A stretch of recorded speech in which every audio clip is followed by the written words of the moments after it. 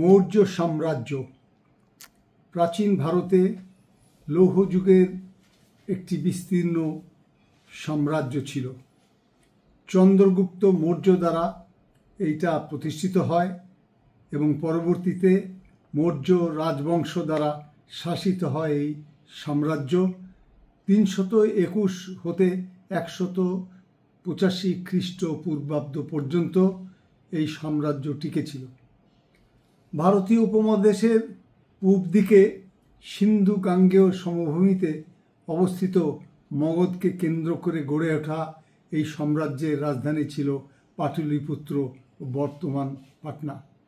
এটা ছিল ভারতীয় উপমহাদেশের প্রথম সাম্রাজ্য। চন্দ্রগুপ্ত মৌর্য এবং চাণক্য। চাণক্য বা কৌটিল্য বা বিষ্ণুগুপ্ত তক্ষশিলার ব্রাহ্মণ আচার্য বিষ্ণুর উপাসক ছিলেন। চাণক্যের কূটকৌশলী সহায়তায় চন্দ্রগুপ্ত মৌর্য একটি বিশাল সাম্রাজ্য প্রতিষ্ঠা করতে সমর্থ হন। প্রবাদ অনুসারে মগধ শাসনকারী নন্দ রাজবংশের সম্রাট ধনানন্দ দ্বারা অপমানিত হয়ে চাণক্য নন্দ সাম্রাজ্যের ধ্বংস কামনা করে এবং প্রতিজ্ঞা করে এটাকে বিনষ্ট করার জন্য। চন্দ্রগুপ্তের কথা নামক পুস্তকে উদ্ধৃত আছে, চন্দ্রগুপ্ত মৌর্য চাণক্যের সেনাবাহিনী প্রথম দিকে নন্দ সাম্রাজ্য কর্তৃক পরাজিত হয়, কিন্তু চন্দ্রগুপ্ত বেশ কয়েকটি যুদ্ধ করেন এবং এই যুদ্ধগুলোতে 321 খ্রিস্টাব্দে মাত্র 20 বছর বয়সে চন্দ্রগুপ্ত নন্দ সাম্রাজ্য অধিকার করেন। 323 খ্রিস্টপূর্বাব্দে আলেকজান্ডারের মৃত্যুর পরে তিনি পশ্চিম পাঞ্জাব ও সিন্ধু নদ উপত্যকা অঞ্চলের শাসক ইউদোমাস পাইথনের সঙ্গে সংঘর্ষে লিপ্ত হন। ব্যাক্ট্রিয়া ও সিন্ধু নদ পর্যন্ত তার সাম্রাজ্যের পূর্ব দিকের অংশের সেনাপতি প্রথম সেলুকাস নিকেতারের অধিকারে আসে। 305 খ্রিস্টপূর্বাব্দে তিনি চন্দ্রগুপ্তের সাথে সংঘর্ষে লিপ্ত হন।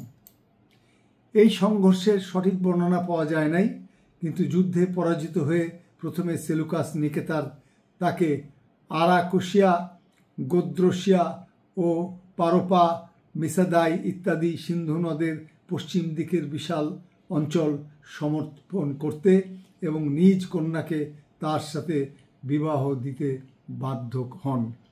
চন্দ্রগুপ্ত মৌর্যের সঙ্গে মৈত্রী চুক্তির পর সেলুকাস নিকেতার পশ্চিম দিকে আন্তিনোগোনাস মেনোফলাথমোসের সঙ্গে যুদ্ধে লিপ্ত হন। চন্দ্রগুপ্ত প্রথম সেলুকাস নিকেতারকে 500টা যুদ্ধহস্তি দিয়ে সাহায্য করেন, যা ইউইপসাসের যুদ্ধে গুরুত্বপূর্ণ ভূমিকা গ্রহণ করে, তাকে জয়লাভে সহায়তা করে। 298 খ্রিস্টপূর্বাব্দে চন্দ্রগুপ্ত মৌর্যের স্বেচ্ছা অবসরের পর তার পুত্র বিন্দুসার মাত্র 22 বছর বয়সে সিংহাসন লাভ করেন। বিন্দুসার মৌর্য সাম্রাজ্যকে দক্ষিণ দিকে আরও প্রসারিত করেন। কলিঙ্গ, চের, পাণ্ড্য, চোল ও রাজ্য ছাড়াও উত্তর ভারতের অনেক অংশ করায়ত্ত করেন। তার রাজত্বকালে তক্ষশিলার অধিবাসীরা 2 বার বিদ্রোহ করে, কিন্তু বিন্দুসারের পক্ষে তা দমন করা সম্ভব হয় নাই।